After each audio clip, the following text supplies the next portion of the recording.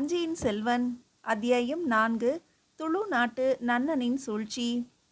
Claudius நீட்டிய பொருளை கண்டதும் சேரர் கடற்படை தலைவன் வானவரம்பனின் கடினத்தன்மை வாய்ந்த முகம் அதிர்ச்சியினால் மேலும் இறுகியது. இதற்கெல்லாம் மூல காரணம் யார் என்பது இப்போது தெரிந்துவிட்டது என்று தனக்குள்ளாக கூறிக்கொண்டானல்லவா? அது கிளாடியஸுக்கும் அங்கு சுற்றி இருந்தோருக்கும் கேட்டது. கிளாடியஸ் வானவரம்பனை நோக்கி ஆத்திரத்தால் சிவந்த முகத்துடன், சேரர் கடற்படை தலைவரே, யார் எங்கள் கலன்களை கொள்ளையடித்தது என்று தெரிந்துவிட்டதா? யார் அவர்கள் என்று சொல்லுங்கள். ஏன் அவ்வாறு செய்தார்கள்? அவர்கள் கடற்கொள்ளையர் இல்லையா என்றான். அவர்கள் கடற்கொள்ளையர்கள்தான். ஆனால் அவர்கள் மட்டும் இதற்கு காரணமல்ல. அவர்களுக்கு பின்னால் இருந்து தூண்டி விடுபவர்கள் இருக்கிறார்கள். அதற்கு அரசியல் காரணங்களும் இருக்கின்றன. இவ்வாறு வானவரம்பன் கூறியது கிளாடியஸின் ஆத்திரத்தை மேலும் அதிகரிக்க செய்தது. அப்படியா? அரசியலுக்கும் எங்களுக்கும் எந்தவித தொடர்பும் இல்லை. நாங்கள் வணிகர்கள். பொருட்களை வாங்குவது, விற்பது, இதன் மூலம் வருவாய் ஈட்டுவது, இதுதான் எங்கள் தொழில். நாங்கள் எந்த நாட்டு அரசியலிலும் தலையிடுவதும் கிடையாது.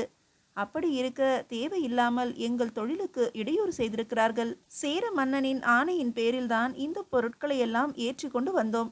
இப்போது அவரிடம் சென்று ஒப்படைக்கும் முன்பே அவைகள் கொள்ளை போய்விட்டன. எங்கள் உயிருக்கும் உடைமைக்கும் ஏற்பட்ட இழப்புக்கு யார் ஈடு செய்வது? இது பற்றி சேர மன்னரிடம் முறையிட வேண்டும். அவரிடம் அழைத்து செல்வீர்களா? நிச்சயம் அழைத்து செல்கிறேன். இப்போது முதலில் உங்கள் வணிகர்கள் தமது பொருட்களுடன் பாதுகாப்பாக தங்குவதற்கும் மருத்துவ உதவி பெறுவதற்கும் ஏற்பாடுகள் செய்துவிட்டு இந்த கலத்தை துறைமுகம் வரையில் செலுத்தி செல்வதற்கு தக்க ஆட்களுடன் வருகிறேன். மேலும் நேற்று இரவு நடந்த கொள்ளை பற்றியும் அதில் தொடர்புடையவர்கள் யாராக இருக்கலாம் என்பது பற்றிய எனது ஐயத்தையும் மன்னரிடம் தெரிவித்து விடுகிறேன்.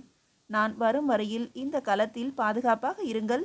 கிளாடியஸிடம் கூறிவிட்டு அங்கிருந்து கிளம்பி தனது களத்துக்கு சென்றார் சேரர் கடற்படை தளபதி வானவரம்பர். ஏற்கனவே அவருடைய களத்திலும் மற்றொரு சேரர் கடற்படை களத்திலும் யவன வணிகர்கள் அவர்களுடைய பண்ட பொதிகளுடன் ஏறிக்கொண்டிருந்தனர்.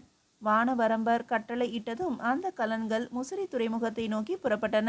முசிறி துறைமுகம் அக்கால தமிழ்நாட்டின் மற்ற துறைமுகங்களைப் போல இருக்கவில்லை. புகார் துறைமுகத்தை பற்றி புறநானூறு கூம்பொடு மீப்பாய் களையாது மிசைப்பரம் தோண்டாது புகா புகுந்த பெருங்கலம் என்று கூறுகிறது.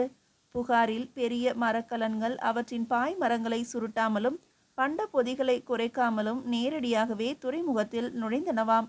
அந்த அளவுக்கு புகார் துறைமுகம் ஆழமாகவும் அகலமாகவும் இயற்கையாகவே அமைந்திருந்தது. ஆனால் முசிறி துறைமுகத்தில் அவ்வாறு நேரடியாக கலங்கள் புக முடிவதில்லை. அதற்கு அந்த இடத்தில் கடலில் கலக்கும் பேரியாரே காரணம். பேரியாறு ஐரை மலையில் தோன்றி பாறைகளில் மோதிக்கொண்டு இழிந்து ஓடி வரும் போது தன்னோடு அரித்து கொண்டு வரும் மணலை கொட்டி தூர்த்து கொண்டே இருப்பதால் அந்த இடத்தில் கடலின் ஆழம் குறைந்து விட்டது. அதன் காரணமாக கலன்கள் துறைமுகம் வரை நெருங்க முடிவதில்லை. துறைமுகத்திலிருந்து சற்று தொலைவில் கடலில் நின்று கொண்டிருக்கும் கலன்களுக்கு பண்டங்களை ஏற்றி செல்லவும் அவற்றிலிருந்து பண்டங்களை இறக்கி கொண்டு வரவும் படகுகளும் தோணிகளும் பயன்படுத்தப்பட்டன. வெள்ளை வெளையர் என்று நுரையை கொழித்து கொண்டு வரும் பேரியாற்றின் நீரோட்டத்தை கிழித்து கொண்டு வானவரம்பனின் கலங்கள் சென்று அங்கே கடற்பரப்பை மறைத்து கொண்டு நின்றிருக்கும் மற்ற கலன்களுடன் சேர்ந்து நின்றன. அந்த கலன்களின் ஊடாக சிறிய படகுகளும் தோணிகளும் சென்று வந்து கொண்டிருந்தன. பண்டங்களை ஏற்றி வந்த கலன்களில் இருந்து பண்ட பொதிகள் இறக்கப்பட்டு தோணிகளில் ஏற்றப்பட்டன. பிறகு அவை உப்பங்கழிகளின் வழியாக துறைமுகத்தை நோக்கி சென்றன.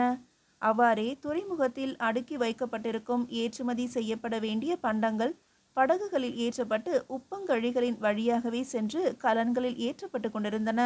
வானவரம்பரின் 2 கலன்களிலும் கொள்ளையர்களிடமிருந்து கைப்பற்றப்பட்ட 3 கலன்களிலும் வந்த யவனர்கள் கலங்களில் இருந்தவாறே இந்த காட்சிகளை வியப்புடன் பார்த்து கொண்டிருந்தனர்.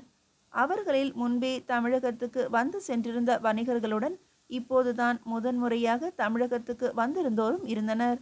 எல்லோருக்குமே முசிறி துறைமுகத்தில் நின்று கொண்டிருக்கும் பல்வேறு நாட்டு கலன்களும் அங்கே மிகுந்த சுறுசுறுப்புடன் பணியாற்றி கொண்டிருக்கும் பலதரப்பட்ட மக்களும் ஒரே மாதிரியான வியப்பை தந்தனர்.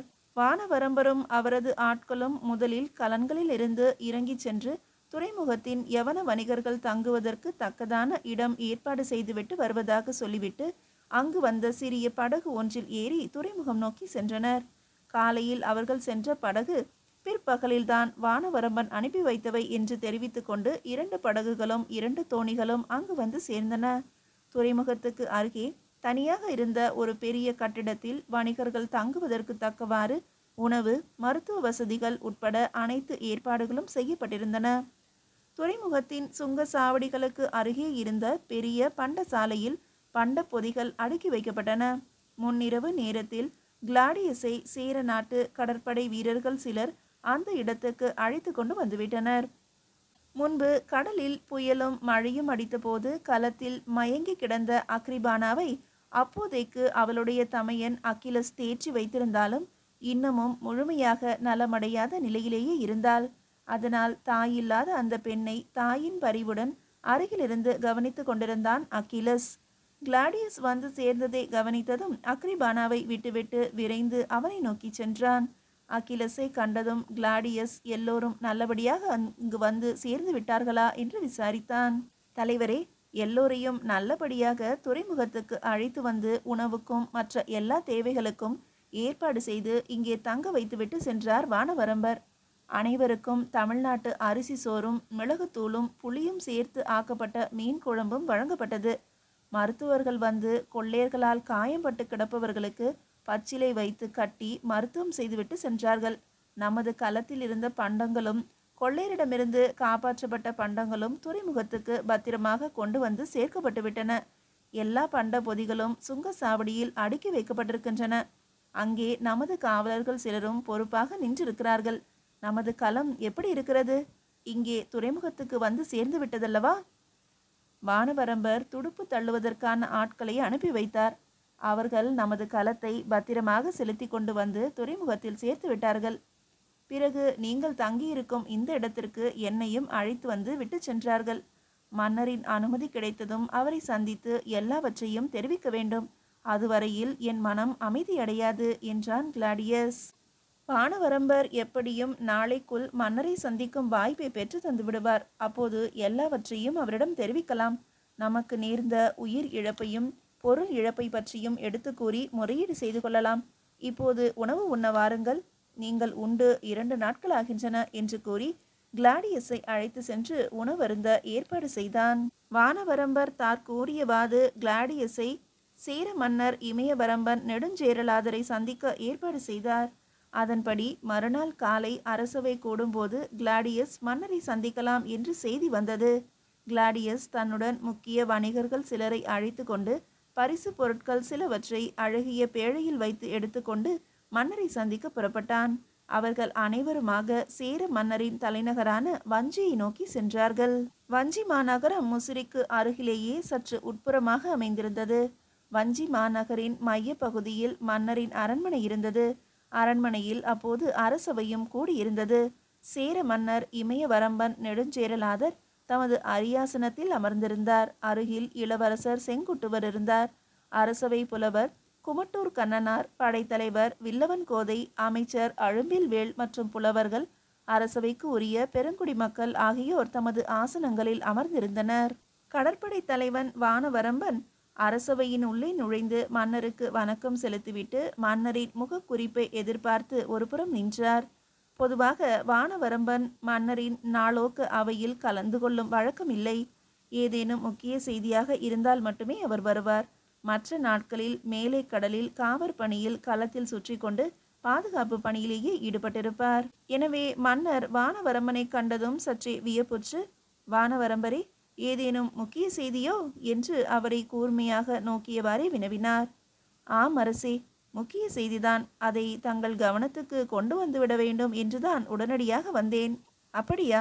என்ன செய்தி? நேற்றைக்கு முதல் நாள் இரவு நமது முசிறி துறைமுகத்தை நோக்கி வந்து கொண்டிருந்த யவன களத்தை வழிமறித்து கடல் கொள்ளையர்கள் கொள்ளையடித்து விட்டார்கள். விலை மதிப்புள்ள பொருட்களை கொள்ளையடித்து சென்றதுடன் அதிலிருந்த வணிகர்கள் சிலரையும் கொன்றுவிட்டு சென்றுள்ளனர்.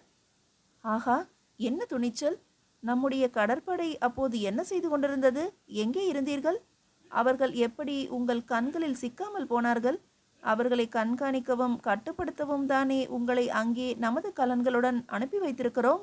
ஆம் அரசே, ஆனால் நாங்கள் அப்போது கொள்ளையர்களின் இருப்பிடமாகிய கடல் துருத்தி தீவுகளுக்கு சற்று தொலைவில் எங்கள் கலன்களோடு கடலில் சுற்றி கொண்டிருந்தோம். நாங்கள் அங்கே நிலை கொண்டிருப்பதை அறிந்த கொள்ளையர்கள் அந்த மரக்கலம் முசிறியை நெருங்குவதற்கு சற்று தொலைவில் வழிமறித்து கொள்ளையடித்திருக்கிறார்கள். அதனால்தான் எங்கள் பார்வையிலிருந்து தப்பித்திருக்கிறார்கள். மேலும் இந்த கலம் தனியாக வந்ததால் கொள்ளையர்கள் துணிவுடன் செய்திருக்கிறார்கள். 4-5 கலன்கள் சேர்ந்தாற்போல் வரும்போது அந்த கலன்களுடன் பாதுகாப்புக்காக வரும் வில் வீரர்களிடம் அகப்பட்டுக் கொள்வோம் என்பதால் வழிமறித்து கொள்ளையடிக்க துணிந்திருக்க மாட்டார்கள். வானவரம்பரே, இது நமது ஆளுகைக்கு உட்பட்ட கடற்பகுதியின் கொள்ளையர்களின் ஆதிக்கத்தை காட்டுகிறது. அவர்களுக்கு நமது கடற்படை பற்றிய அச்சம் இருந்தால் நமது துறைமுகங்களுக்கு வருகின்ற கலன்களை நெருங்கவே அஞ்சுவார்கள். இதுபோன்று கடற்கொள்ளையர்கள் வணிக கலன்களை கொள்ளையடிப்பது பற்றிய செய்திகள் பரவினால் நமது நாட்டுக்கு வருவதற்கு யவன வணிகர்களும் சோனக வணிகர்களும் அச்சம் கொள்வார்கள். இவ்வாறு மன்னர் சினத்துடன் கூறிக்கொண்டிருக்கும் போதே துள்ளி எழுந்த இளவரசர் செங்குட்டுவர், தந்தையே, நான் நமது கடற்படையுடன் சென்று அவர்களை அழித்து ஒழிக்கிறேன். எனக்கு அனுமதி கொடுங்கள். அவர்களது அடாத செயல்களுக்கு தக்க பாடம் புகட்டி வருகிறேன் என்று சீற்றத்துடன் கூறினார். அமைச்சர் அழும்பில்வேள் எழுந்து, அரசே, இந்த கடற்கொள்ளையர்களுடைய கொடுஞ்செயல்கள் தொடர்ந்தால் யவன நாட்டிலிருந்தும் சோனக நாட்டிலிருந்தும் வணிகர்கள் மேலை கடல் வழியே பயணம் மேற்கொள்ளவே தயங்குவார்கள். நமது அயல்நாட்டு வணிகமும் பாதிக்கப்படும். நமது மண்ணில் விளையும் மிளகையும் நீரில் விளையும் முத்தையும் அவர்கள் நாட்டிலிருந்து மூட்டை மூட்டையாக கொண்டு வந்த பொற்காசுகளை கொட்டி கொடுத்துவிட்டு வாங்கி செல்கிறார்கள். யவனர்களின் வணிக கலன்கள் வருவதில் இடையூறு ஏற்பட்டால் அது நமது நாட்டிற்கு பெரிய வருவாய் இழப்பை ஏற்படுத்திவிடும் என்றார். அப்போது வானவரம்பர், அரசே, கொள்ளையர்கள் இந்த அளவுக்கு துணிச்சல் பெறுவதற்கு காரணம் இருக்கிறது. அவர்களுக்கு பின்புலமாக இருந்து சில அரசியல் சக்திகள் ஊக்குவிக்கின்றன என்று ஊகிப்பதற்கு இடம் இருக்கிறது. இதோ இதை பாருங்கள் என்று தன் இடைக்கச்சில் கைவிட்டு அங்கே சொருகி வைத்திருந்த ஒரு பொருளை எடுத்து மன்னரிடம் பணிவுடன் நீட்டினார் வானவரம்பர். அது ஒரு கணையாழி. அதை வாங்கிய மன்னர் கூர்ந்து நோக்கினார். அதில் ஒரு லட்சணை பதிக்கப்பட்டிருந்தது. அதை கண்டு கொண்டதும் மன்னரின் கண்கள் பளிச்சிட்டன. ஆ, இது துளு நாட்டு மன்னனின் அரச லட்சணை அல்லவா?